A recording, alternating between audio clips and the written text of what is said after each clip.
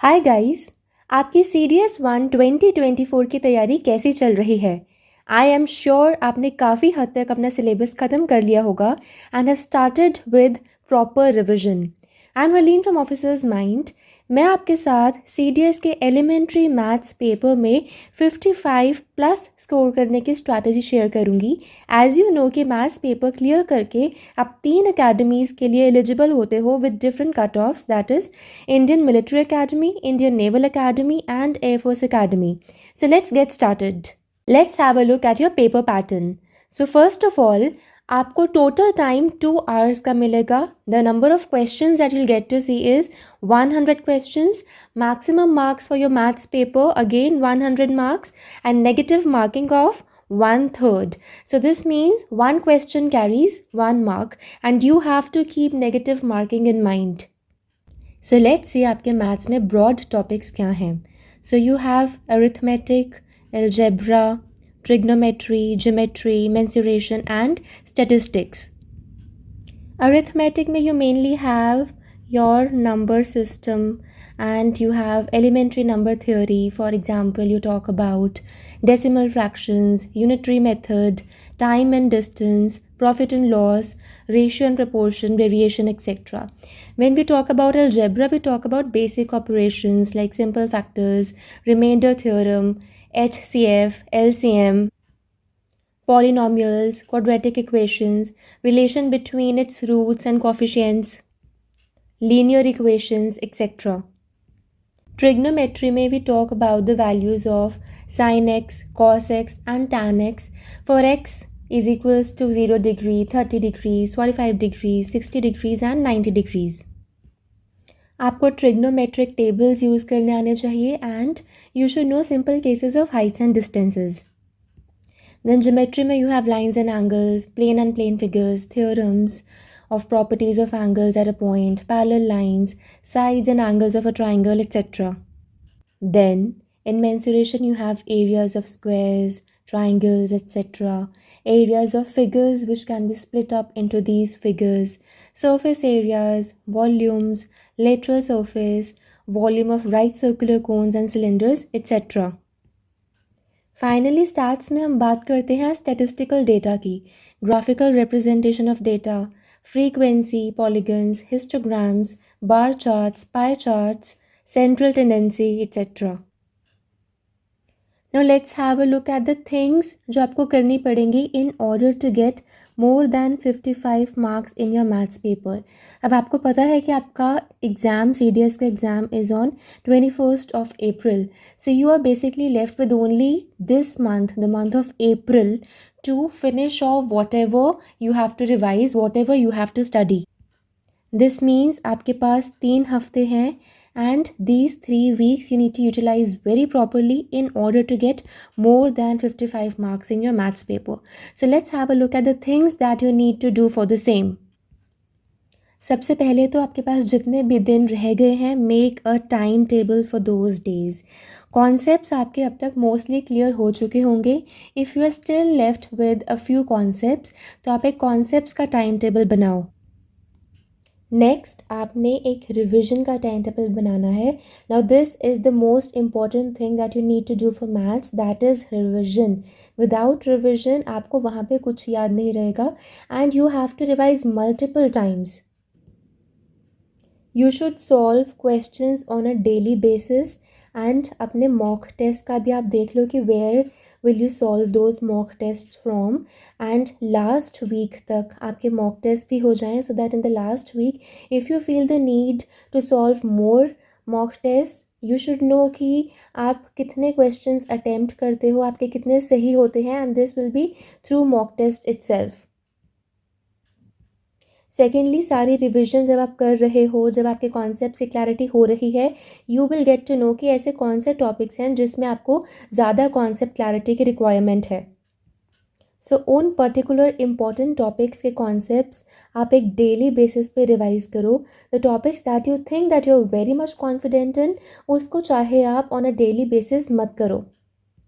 Then you need to learn your important formulas. जब आप एक पर्टिकुलर टॉपिक, एक पर्टिकुलर चैप्टर कंप्लीट कर लेते हो, what you need to do is you take an A4 size sheet, उसके ऊपर आप हेडिंग दो अपने टॉपिक की या फिर अपने चैप्टर की. Let's say you are giving the heading trigonometry, and then you write down certain important formulas, जैसे आप sine, cos, tan, 0, 30 degree, 60 degrees की वैल्यूज़ लिखो. If you think that you will not remember it, तब तो definitely लिखो. Then in the last week before your exam, all you will have to do is take out your notes and revise from your notes. This is a very very important thing. ये last हफ्ते में आपको बहुत help करेगा. आपका last 21 days का task है कि आपको फॉर्मूलाज आपके फिंगर टिप्स पे होने चाहिए. You should know certain important examples जिसके बेसिस पे you will be asked questions in your exam. NCERT के बेसिक्स करो. You know that the syllabus that you have for your CDS exam is mostly till class 10th. So you should go through the NCERT books of these classes as well. Important questions, important topics आपको previous year question papers solve करके पता चलेंगे कि क्या है. Then you need to see कि आप topic wise और chapter wise test solve कर रहे हो, question solve कर रहे हो या नहीं. So first you do topic wise, then you go for a particular chapter. जब आप ये particularly कर लोगे, then you move to your previous year questions. एक तो आप है कि चैप्टर के साथ साथ उससे रिलेटेड उस चैप्टर के PYQ यूज़ कर सकते हो. सेकेंडली आप उसको एज मॉक टेस्ट भी कर सकते हो. After you have completed your syllabus, you feel that you're very confident, you feel that your revisions are sufficient now, then you can go for complete PYQs. Otherwise आप topic और chapter related PYQs alongside solve कर सकते हो. Finally, after you are thorough with these 4 steps, you move to your full length test, your mock test. अब ये mock test solve करके आपको पता चलेगा कि आप कितने नेगेटिव अटेम्प्ट करते हो. इससे आपको पता चलेगा कि आउट ऑफ 100 आपको कितने क्वेश्चंस अटेम्प्ट करने चाहिए that you are above a safe score, and आपके negative are also restricted to a minimum. Also devise your own methods कि आप अपने नेगेटिव्स को कैसे रिड्यूस करोगे और अपने स्कोर को कैसे इन्हांस करोगे. ये आपको मल्टीपल टेस्ट देने के बाद पता चलेगा that how do you need to approach your main exam. अपने सब्जेक्ट वाइज स्ट्रैटेजी बनाओ. I have also uploaded videos for English and GS strategy, so you should watch those as well.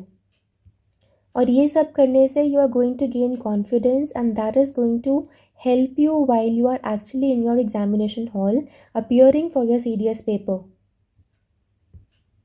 अब इतने months की तैयारी करने के बाद you should start believing in yourself, and these days that you have with you, they are more than sufficient to revise everything. याद रखो, maths properly clear करके इसमें अच्छे मार्क्स लाकर you can actually join 3 academies: IMA, INA and AFA. Now all you need to do is work harder and smarter. अपना देखो important questions कहाँ से आते हैं, important इस पूरे syllabus में से main important topics क्या हैं, and revise those. Now that you know that stats is going to be very easy, उसको आपने बहुत ज़्यादा days नहीं देने. If you know that you are not good with trigonometry, devote some time to it. So this is according to your own strengths and your own weaknesses. आपको पता है आपको किस में ज़्यादा better करने की ज़रूरत है. Now there are a few tips that I want to emphasize on, and ये है सबसे पहले तो आपका mock test. Now like I told you, mock test दे के ही आपको पता चलेगा कि आप कितने negative करते हो, and how many questions do you need to attempt कि आप negative के बावजूद भी 55 से ज़्यादा marks ला सकते हो in your maths paper. इससे आपको अपने रिस्क फैक्टर के बारे में भी पता चलेगा कि how much risk can you take. Are you amongst those people who don't commit a lot of negatives तुक्का मारने के बावजूद भी, और are you amongst those people जिसके सारे तुक्के मारे हुए क्वेश्चंस नेगेटिव में जाते हैं. So this will get clearer only after giving full length mock test, and फिर भी you have to try to attempt only those questions that you are most certain about. So you have to reduce your negatives. ये सबसे ज़्यादा important चीज़ है in any competitive exam. Then previous year question papers, like I told you, इसको आप topic wise करो, इसको आप चैप्टर वाइज करो. उससे आपको पता चलेगा एक पर्टिकुलर टॉपिक, एक पर्टिकुलर चैप्टर से रिलेटेड कहाँ से क्वेश्चंस आपको पूछे जाते हैं and which are the areas that you need to improve in. इसको आप एज फुल लेंथ टेस्ट भी सॉल्व कर सकते हो। Then you have daily revision of key concepts. Every day like I told you that you make your A4 size sheet, जिसमें आप topic लिखते हो, जिसमें आप अपने फॉर्मूलाज लिखते हो, की कॉन्सेप्ट्स लिखते हो। You get up early in the morning, you revise those की कॉन्सेप्ट्स। पिछले दिन का जो भी है वो अगले दिन रिवाइज करना है, और वीकेंड्स पे सारे वीक डेज का किया हुआ revision has to be revised again. Then you have topic wise questions and your basics clarity. So this is very important again. अगर आपको लगता है कि आपके let's say mock test करने के बाद there are 5 questions that you could not solve in your mock test, so वो 5 questions आप छोड़ नहीं दोगे। वो 5 questions के concepts की clarity आपको you have to do it while you have solved that paper. Don't leave it for later. So do this side by side. हर चीज़ की क्लैरिटी, हर बेसिक्स की क्लैरिटी होनी चाहिए। Formula should be on your fingertips. तो you have to gain confidence by doing all these things. अब कुछ चीज़ें हैं that you need to keep in mind for when you appear for your paper, that is 21 April को when you go for your exam. These are the things that you should keep in your mind. So सबसे पहला तो है आपका time management. So you know that you have 2 hours for your paper. These 2 hours, every minute is very very important for you. So अब देखो कि आप अपना टाइम कैसे मैनेज करते हो। अगर एक क्वेश्चन आपको सॉल्व करने में बहुत टाइम ले रहा है, so you move on to the next question because of that one question which you think कि आपको आंसर आता है but it is taking a lot of time. It will eat up the time for 5 questions which might be simpler and which you might know. Paper के सारे questions आपने बहुत ध्यान से पढ़ने हैं। समटाइम्स व्हाट हैपन्स इज़, आपका कोई पेज है, उस पेज पे आपने ऐसे क्वेश्चंस देख लिए जो टॉपिक आपने नहीं किया, बट देन यू सी कि ये तो सारा पेज ही मुझे नहीं आता है, and you tend to skip those 2 questions जो आपने करे हैं एंड वो बीच में इन क्वेश्चंस के इंक्लूडेड हैं। So read all the questions very very carefully. Negative marking का आपने बहुत ध्यान रखना है। You know that you have to score well, so this means आपने तुक्के नहीं मारने हैं। You don't have to go with flukes. अपने बेसिक्स को देखो, वो क्वेश्चन सॉल्व करो जो आपको आते हैं। And now that you know, mock test देने के बाद आप कितना रिस्क फैक्टर ले सकते हो, सो उसके अकॉर्डिंगली ही आपने रिस्क फैक्टर लेना है।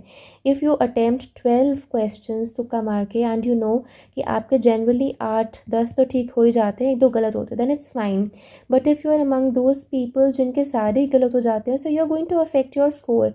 आपके जो करेक्ट क्वेश्चन हैं उनमें से भी मार्क्स डिडक्ट हो जाएंगे। जब भी आप एक MCQ देखते हो, use this option elimination approach. You have 4 options with you. आप देखो इनमें से कौन से 1-2 ऑप्शंस हैं जो बिल्कुल आंसर हो ही नहीं सकते। Then you concentrate on those 2 options जिनमें से आपका आंसर हो सकता है। So this will help you in reducing the amount of time you spend in solving a particular question. कभी कभी ऐसे होता है कि आपको आंसर नहीं आता होता, सो ऑप्शंस ध्यान से देखो। कभी कभी you can also put in your options in the given question to find out a particular answer. याद रखो, आपने अपना मिनिमम स्कोर मेंटेन करना है। नेगेटिव मार्क्स की वजह से you do not have to skip it. कभी कभी क्वेश्चन में लिखा होता है which of these is not an answer, not appropriate. So ये आपने ध्यान से स्टेटमेंट रीड करनी है। The main issue in maths paper is time management because you get carried away. You do not have to get carried away एक question solve करते हुए। Remember कि आप उस question पे वापस आ सकते हो। All you need to do is move forward if you are wasting a lot of time in one particular question. पूरा paper solve करो, then get back to page 1. Then पूरा solve करो, then again get back to page 1. So this is a process that you have to do. एक page पे अटक के नहीं बैठना है। सेकेंडली, अगर आप इंटरसिटी ट्रैवल कर रहे हो, do not travel on the day of your exam. Kindly travel at least 1 day prior. एक दिन पहले जाके अपना एग्ज़ाम सेंटर भी देखाओ, सो दैट अगले दिन आपको बिल्कुल कोई एंजाइटी ना हो। You know that you have to report at least 8:50. You need to be in the center for your first paper, that is your English paper. So you can't miss your paper. And कभी कभी ऐसा होता है कि similar name के काफ़ी centres होते हैं इन अ पर्टिकुलर सिटी। सो जाके एक बार एक्सप्लोर करो and see that if you are going to the right centre और not, and do this 1 day prior.